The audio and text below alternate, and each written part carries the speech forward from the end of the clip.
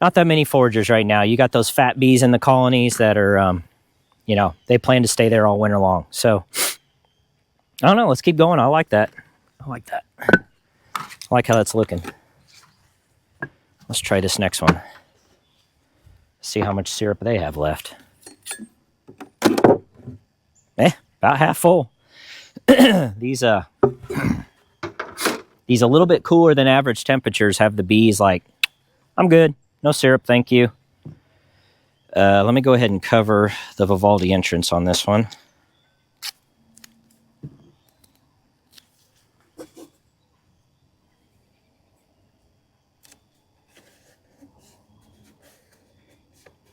Okay.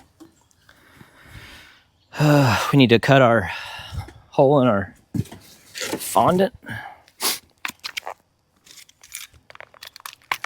Anybody got big Halloween plans?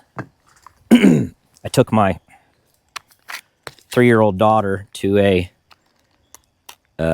like a trick-or-treating type thing that they have here in LaGrange, Kentucky. They had it outside where all the shops off Main Street end up passing out candy and stuff for the kids. It's pretty cool. My mom, Gaga is how she is known, dressed up the same as my daughter, and they were both witches. And they looked good. They looked real good. They got no shortage of compliments from folks that were there, especially my mom. She pulls off a good witch. I was joking. People, I said, see, I always knew my mom was a witch, laughing, kidding, of course, but it was funny. So, okay, this one's about, gosh, 3/4 full, so I'm going to do the same thing. I'm just going to pull this off the top.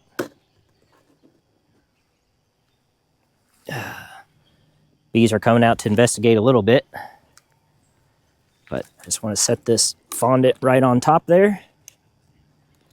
Easy peasy. Go get another shim that gives you the fizz. At least it does me. Like a glove. Ace Ventura, like a glove.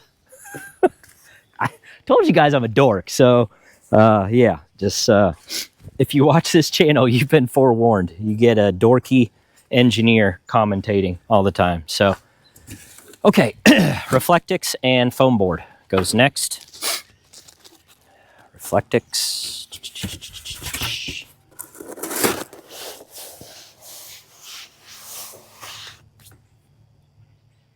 Wrap. That's right.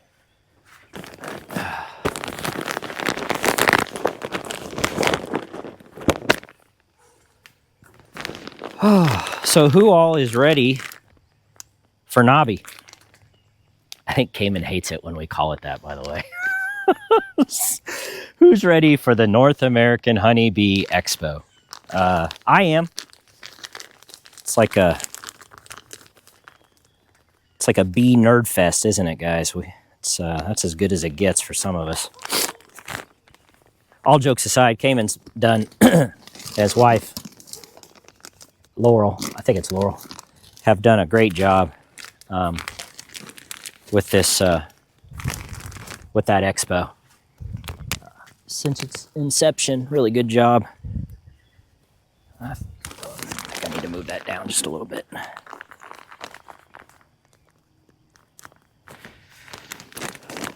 It's really I say it's the premier bee expo. It's the only one I've ever been to. So I can't compare it to Hive Life or Apimundia that they just had in Copenhagen. But I've talked to plenty of people that have been to many, and they say that the North American Honeybee Expo is the bee's knees. I'm kidding. But is a wonderful expo. So I'm looking forward to it. This will be my 3rd year. How's that looking, guys? Can they get out? Oh, gosh. Oh, yeah. You guys are good. That's good. But yeah, I'm looking forward to it. It's 3 days of just absolute beekeeping nerd out. And I love every minute of it. I can't get enough. Get to see folks, you know. How lucky am I that it's only 25 minutes for me, 30 minutes for me in Louisville, and I live just outside of Louisville, so pretty awesome. But yeah, I'm looking forward to it. Definitely going. I always get excited to see what the latest and greatest bee inventions, beekeeping tools and inventions that folks have come up with. Seems like every year there's some new stuff. Sorry, that's from my soccer days. You're outside, you don't have any tissues, you got to make do. What was I saying? Oh yeah, but it's just a lot of fun. It's it's like bee mecca, isn't it?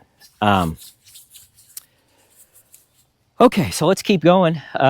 What are we up to on this video? I don't want to bore you guys. I don't know if 2's enough or if you're wanting to see some more. I guess maybe I'll do another one or so. But I think you guys get the gist of it by now. I try not to bore you all. Too long a videos.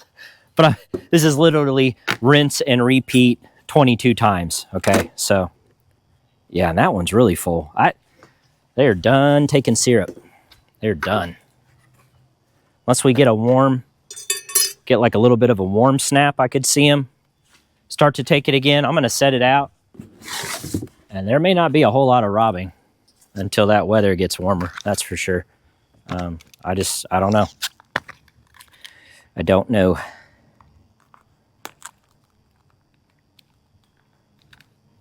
But yeah, the expos really seems to be taking off. I think it's pretty cool how they put up that map where like you put in a pin last year, that you put in a pin wherever you're from. I didn't feel like being an ASS and putting a pin in Louisville. That kind of defeated the point, I think, of what it was trying to do. Who traveled the furthest away, not who traveled the closest. No one cares who traveled the closest.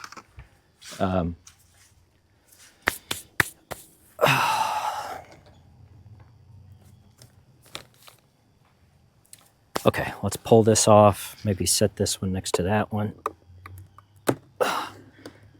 Twisting that propolis off.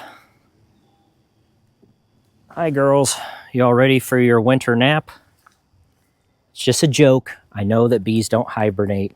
It's just a joke. No need to put hate comments in. Okay. Next.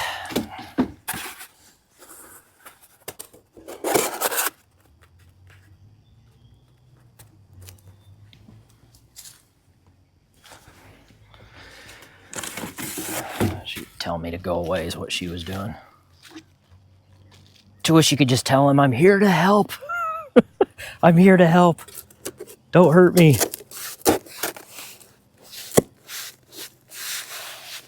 Okay.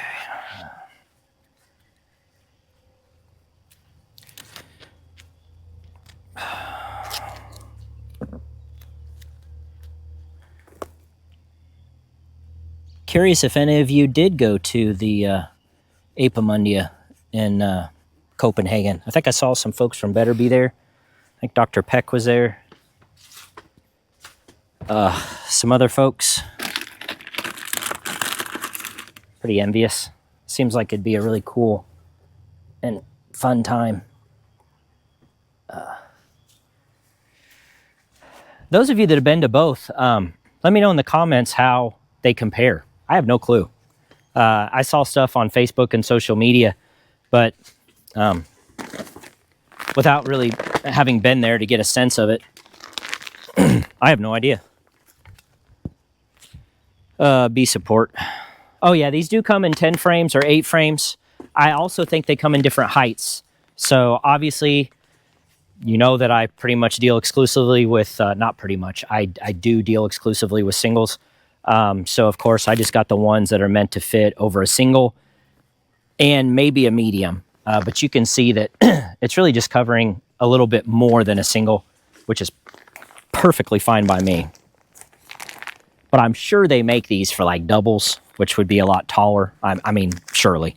Oh, these retail for, I think, 40-ish, $42. I'll be sure to put a link in the description for these. But as a brand ambassador, I can offer you 10% off on all your Man Lake purchases. So make sure you use the code BeesInTheWeeds10 at checkout, and you'll get your 10% discount. So how nice is that? I mean, every little bit helps in beekeeping, does it not? I think it does. All right.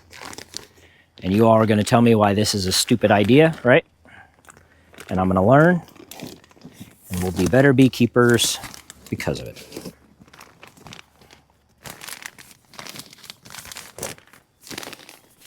Doesn't get much easier than this, I'll say that at least. It's certainly easy.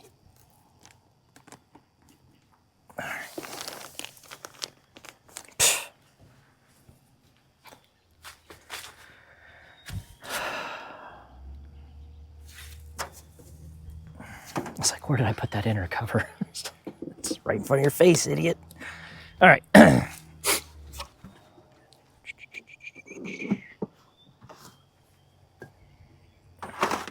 I want to see your guys' view. How are these looking?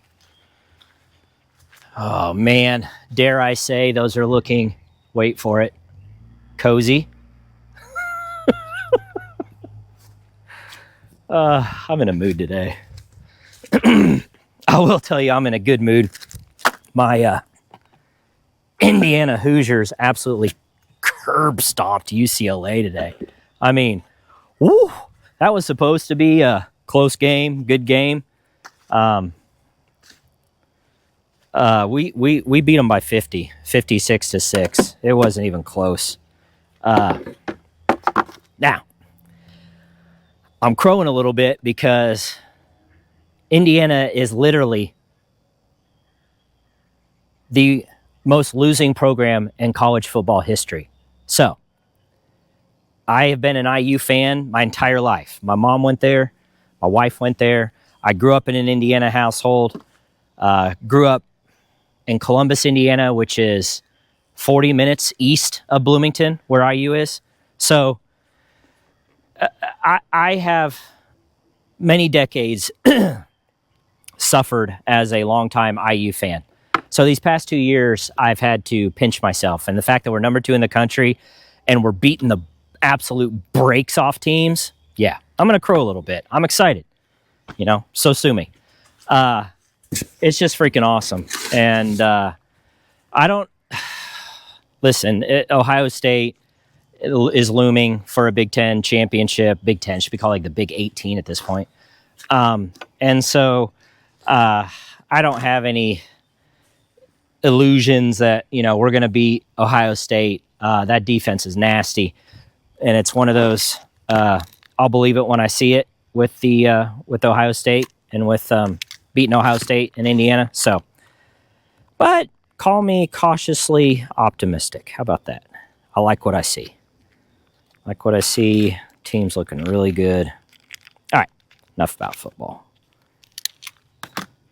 I have a couple of friends that are like, yay, sports, and they're beekeepers, so I'm sure they've probably muted the video at this point. Could care less. Okay. I ain't wasting any of this, guys. I know some of you may be rolling your eyes like, really, for that little bit? Yeah, for that little bit. Yeah, this stuff costs good money. All right. Now this one they took down a little bit further, but there's some bees actually up in the feeder here, so we may get a few fly out. Yep. Oh yeah, we did. Please don't come at me, bro. Don't come at me, bro. Okay. Go ahead and put this one on. Haha. There's a bee in here, though. I want her to get out. Out. Out. Okay. Next. as we wrap up this video, isn't there something like, for my fellow beaks out there, isn't there something absolutely satisfying about another year in the books? Is it just me? Or it's like this time of year, you know, it's cold, you feel the bite of winter coming on, depending on where you are. But here in Kentucky, or at least the middle of the United States, it's like another year in the books, you know? Like, you're putting the girls to bed for a while.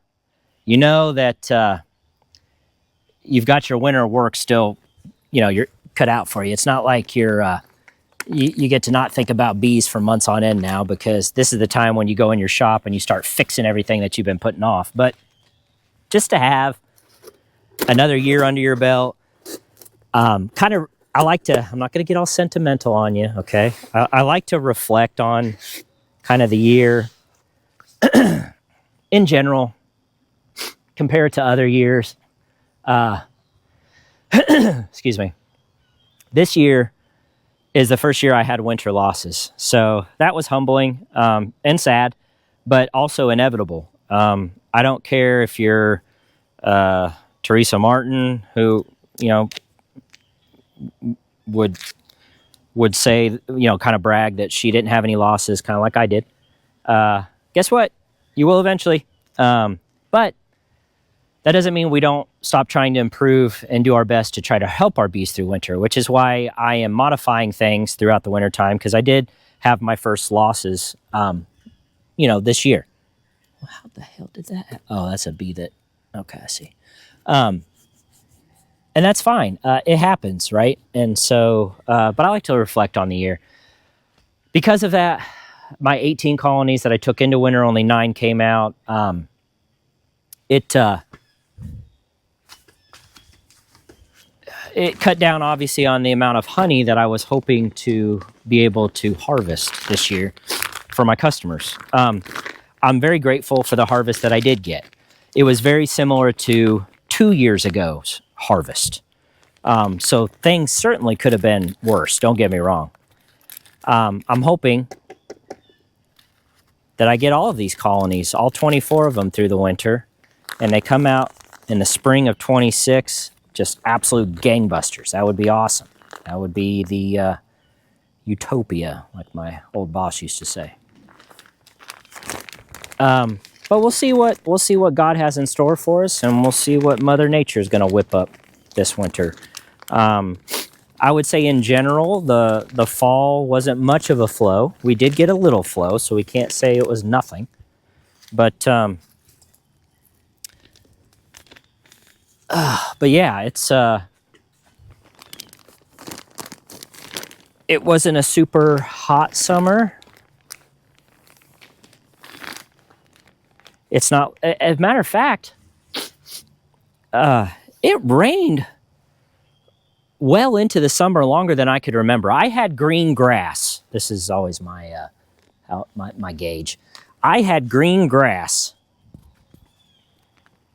well into the summer. And normally this stuff is brown, dried out. So as far as the, what's the word, guys? Dearth is concerned, it wasn't too bad this year. It really wasn't. Wasn't too bad at all. Can they get in there? Okay. So weather-wise, I was pretty fortunate this year. No, like, significant windstorms or tornadoes or, you know, hail or anything like that. As far as weather is concerned, pretty fortunate. Wasn't much of a problem. And then great customers at the farmer's market. I love talking, you know me. Well, you should know me by now, my personality. I love talking to anybody and everybody. So I love seeing customers come out to the farmer's market, saying hello, trying the honey, giving me feedback. It's awesome. I love that. I love the interaction. I'm a social butterfly. Some introverts may not, but I do. I like it. And so overall, you know, I'd say this was a good year. This is a good year. So